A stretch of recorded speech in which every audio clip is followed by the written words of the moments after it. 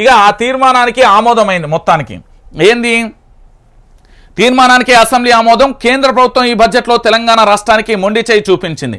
ఆర్థిక మంత్రి నిర్మలా సీతారామన్ తన సుదీర్ఘ ప్రసంగంలో కనీసం తెలంగాణ ఊసే ఒత్తలేదు. ఈ నేపథ్యంలో తెలంగాణ పట్ల కేంద్ర వైఖరిని నిరసిస్తూ ఇవాళ అసెంబ్లీలో తీర్మానం చేశారు. కేంద్ర బడ్జెట్లో తెలంగాణకు అన్యాయం అనే అంశంపై పెట్టిన తీర్మానానికి అసెంబ్లీ ఆమోదం తెలిపింది. అంతేగాక రాష్ట్రంపై కేంద్ర వైఖరిని నిరసిస్తూ ఈ నెల 27న జరగనున్న నీతి ఆయోగ్ సమావేశాన్ని కూడా బహిష్కరిస్తున్నట్లు సీఎం రేవంత్ రెడ్డి చెప్పారు. కేంద్ర ప్రభుత్వం తెలంగాణ హక్కులకు భంగం కలిగిందని, నిధుల కేటాయింపులలో రాష్ట్రానికి అన్యాయం చేసిందని ఆయన మండిపడ్డారు. కాగా ఈ నెల 27న ప్రధాని నరేంద్ర మోడీ నేతృత్వంలో ఢిల్లీలో నీతి ఆయోగ్ సమావేశం జరగనుంది. ఆంధ్రప్రదేశ్ పునర్వ్యవస్థీకరణ చట్టం ప్రకారం 2 రాష్ట్రాల సుస్థిర అభివృద్ధి కోసం కేంద్ర ప్రభుత్వం అవసరమైన అన్ని చర్యలు చేపట్టాలని, కానీ విభజన చట్టంలో పొందుపర్చిన హామీలను అమలు చేయడంలో కేంద్ర ప్రభుత్వం విఫలమైందని తీర్మానంలో పేర్కొన్నారు.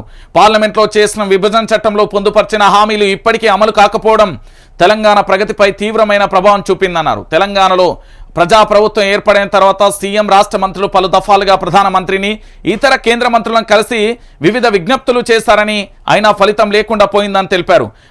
అందుకే తెలంగాణ రాష్ట్రం పట్ల కేంద్రం అనుసరించిన తీరుపై ఈ సభ తీవ్ర అసంతృప్తిని, నిరసన తెలియజేస్తుందన్నారు. ప్రస్తుతం కొనసాగుతున్న బడ్జెట్ చర్చలలోనే కేంద్ర బడ్జెట్కు సవరణలు చేసి తెలంగాణ రాష్ట్రానికి న్యాయం జరిగేటట్లు తగిన చర్యలు తీసుకోవాలని విజ్ఞప్తి చేస్తూ ఈ సభ తీర్మానం చేస్తుంది అంటూ కూడా పేర్కొన్న పరిస్థితి కనబడుతుంది.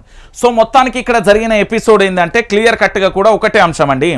తెలంగాణ ప్రజలందరూ మీరందరూ కూడా ఆలోచించాల్సిన విషయం ఏంటి అంటే, తెలంగాణ రాష్ట్ర వ్యాప్తంగా కూడా మన తెలంగాణ రాష్ట్రానికి అన్యాయం జరిగింది.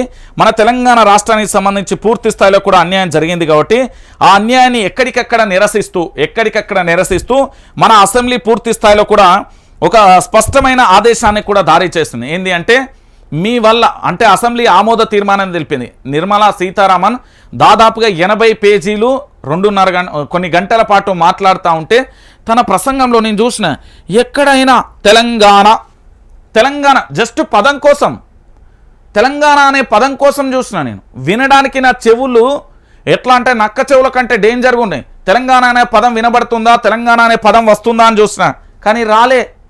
అట్లుంటుంది మరి. నేను చెప్తున్నా కదా, మన వాళ్ళు లేకపోతే ఏముండదన్నా, ఏముండదు. ఇక చూడు